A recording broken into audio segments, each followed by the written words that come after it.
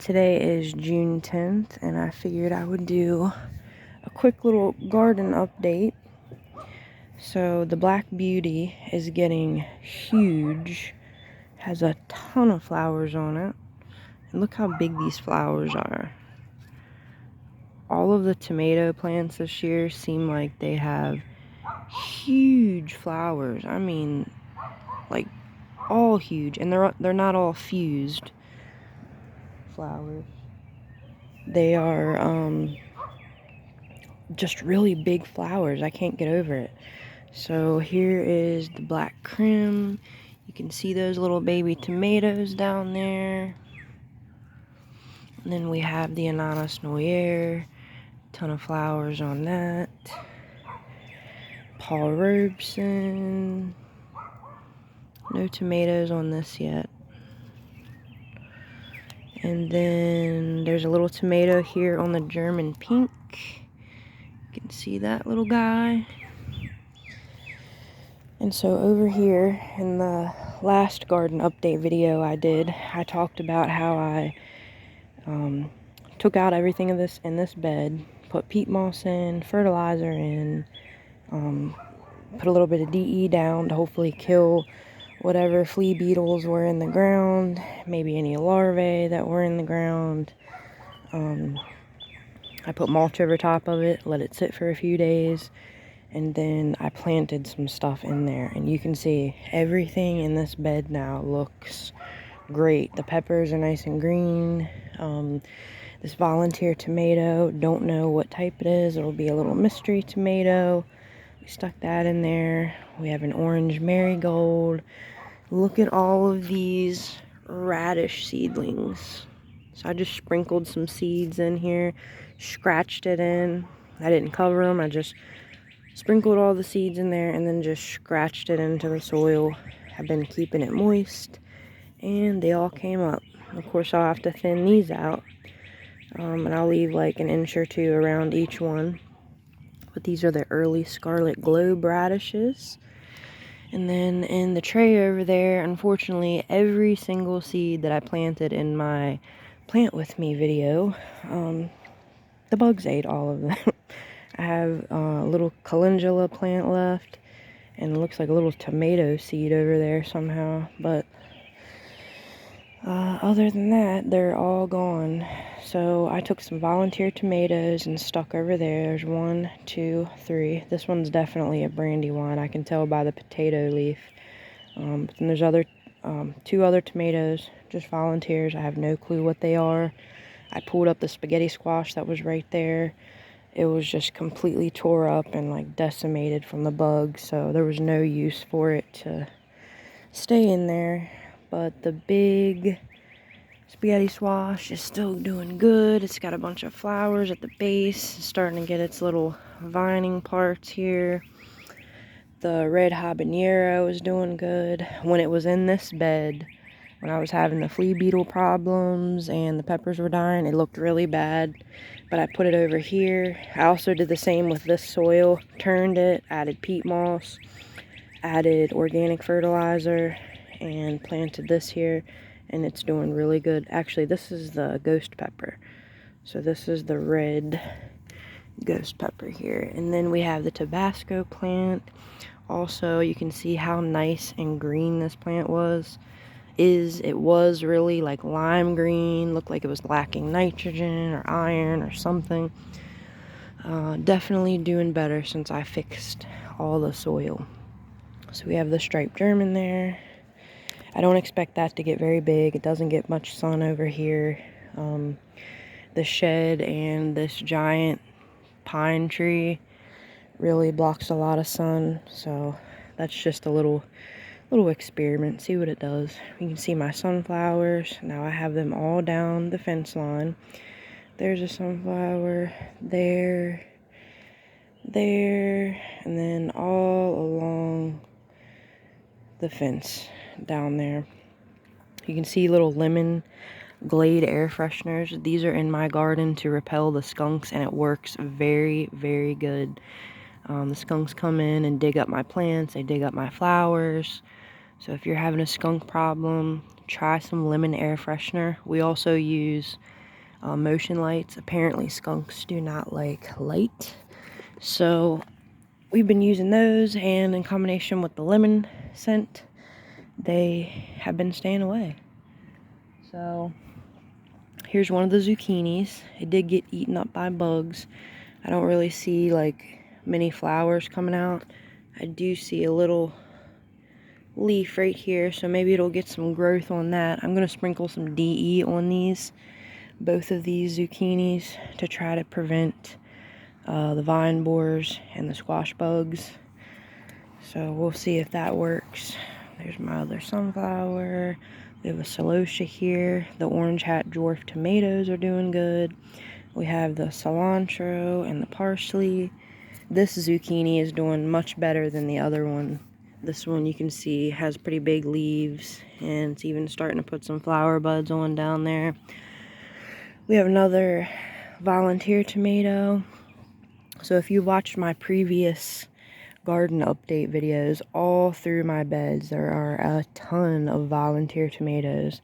And volunteer tomatoes are volunteer plants are when you plant a plant and it drops seeds and it comes back next year without you having to do anything. So I have all kinds of tomato volunteers through my beds, and I've been taking them out because I don't have the heart to throw them in the trash.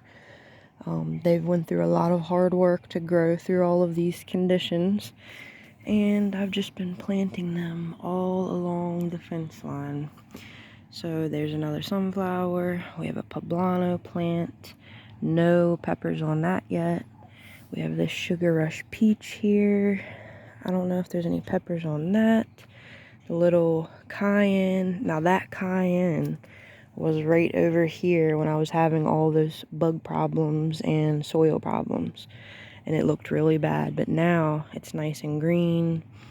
It's got some flowers on it. It looks much better than it did.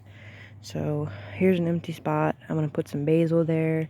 I started some more basil seeds. It's June 10th. There's plenty of time to start some more seeds. So we have this basil here trying to come back. I might pull that up when my other basil seeds come up. Here's another volunteer plant. Another sunflower. Look at this dill. This dill is so beautiful, and it tastes so good. It tastes just like a jar of pickles, except of course it's not sour. Then we have the golden sage here, so beautiful. It's doing so good here. Another sunflower, more dill. It's really hard to see because it blends in with the background. Then we have another volunteer, another sunflower. So we have a little pattern going here. We have a volunteer tomato, sunflower, tomato, sunflower, tomato, so on and so forth all the way down. Another celosia, another poblano plant, another volunteer tomato, another sunflower. Now here's the lima beans. I did plant 2 seeds in this hole. I didn't expect both of them to come up, but they did. The bugs have been eating this, so I've been leaving this here for the bugs. They've been leaving this one alone, so I'll probably eventually pull this one up, maybe. And we'll see how that does. I've never grown lima beans before, so we'll see how that works out. This is a bush. This isn't a vine, apparently, so there's another volunteer tomato, another sunflower. Then we have a sweet banana pepper. So I got this guy the other day, and I moved, the rosemary was back there. I moved the rosemary up front so that the pepper wouldn't get too tall and block the sun to the rosemary. But that's been doing pretty good right there. We have the strawberry blonde calendula. You can see it's getting ready to open up.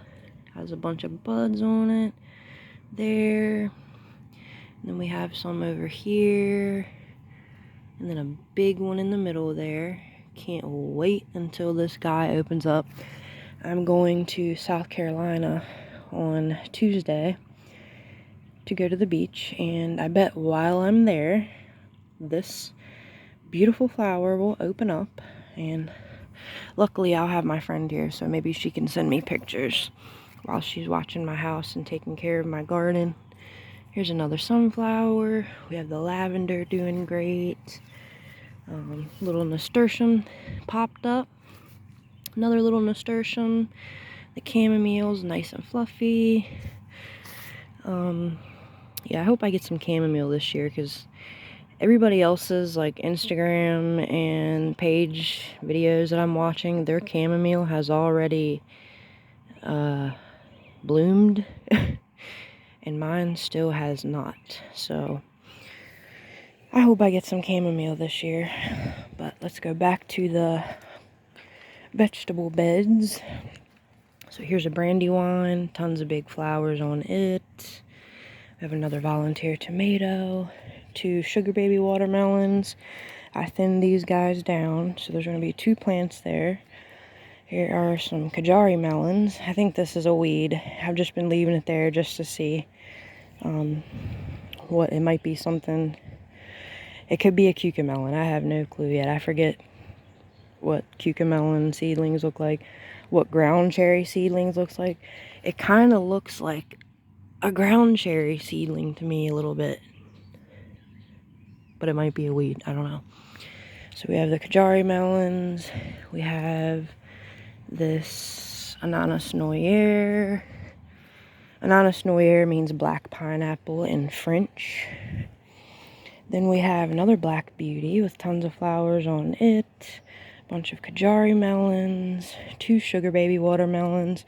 Check out this huge amaranth here. Absolutely beautiful. This is the Love Lies Bleeding variety. I had these last year in my garden.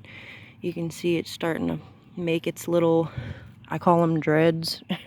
You can actually eat this. This is a grain. It's kind of like quinoa, but I just grow it for the ornamental value. I don't eat it. I just like weird looking plants. Then we have a Berkeley tie-dye pink, some flowers on there. Then we have, I actually have, well, let me show this before I forget. So here are some Sugar Rush peach peppers. Pretty big in there. There's a bunch of those. And then I'm actually going to have a bell pepper this year. I can't believe it. Look at this bell pepper. You see that little guy right there? I cannot believe after 3 years I'm gonna have a bell pepper. It might be as big as my thumb, but it's still a bell pepper. So happy about that. This plant's doing really good. I actually got these seeds like 2 years ago, or maybe even 3 years ago, from the Dollar Tree. And it's doing good this year finally. So we have the Sun Gold tomato. This has some tomatoes on it. You can see these little babies right here. Some more down here. These are a little bigger.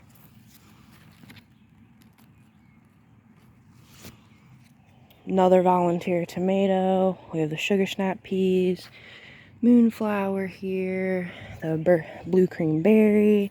This is a striped German tomato.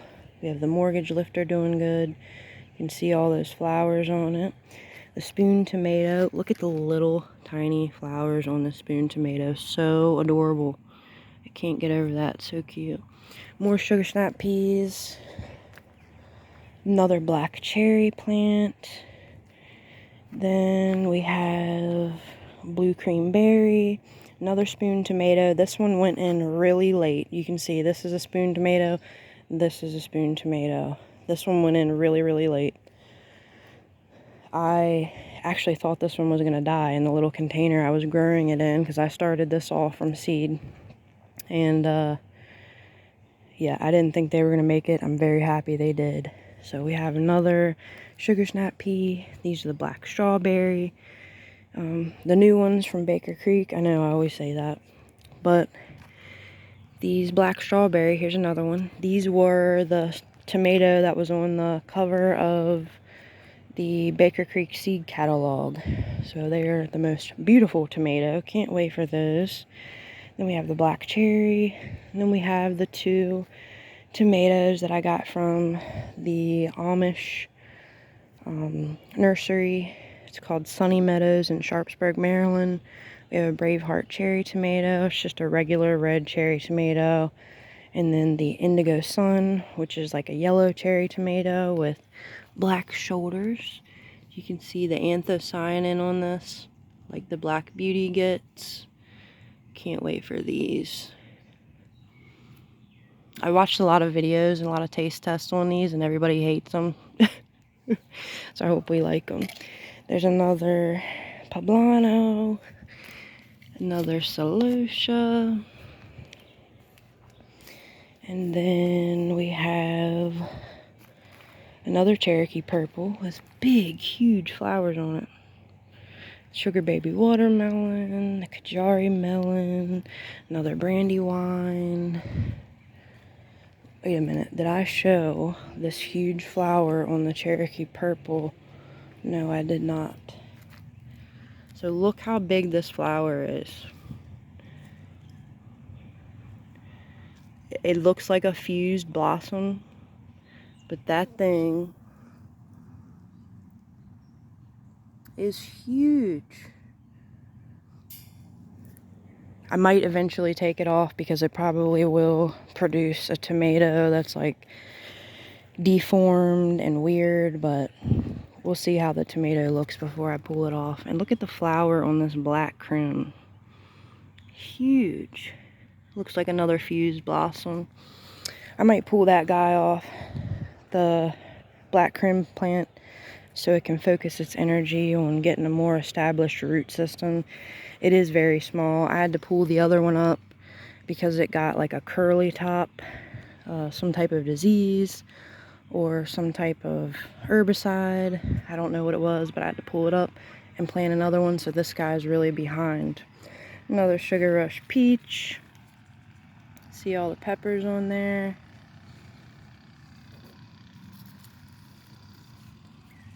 Tons of flowers and buds. Another marigold. So we have a 4th of July tomato. You can see these little guys.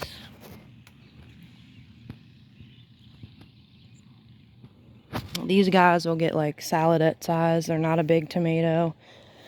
And they are supposed to produce by the 4th of July. It's an early producer. Actually found out about this variety from Inshworm Gardens. I like his channel. He does like really in-depth reviews about different vegetables, and he does taste tests.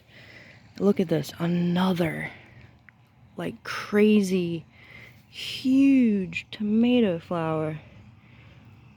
It's already closed up. This is another fused one. But yeah, look how big. This is the regular size of a tomato flower. And look at that compared to this huge. That might be a funky tomato. I might have to pull that, but I'm gonna wait. That is a Berkeley Tie-Dye Pink. This is a Paul Robeson. We have another Brandywine. All of these guys have massive flowers on them. We're gonna have some big tomatoes this year. Another one too. I can't tell if this is already opened or if it hasn't opened yet, but look at that.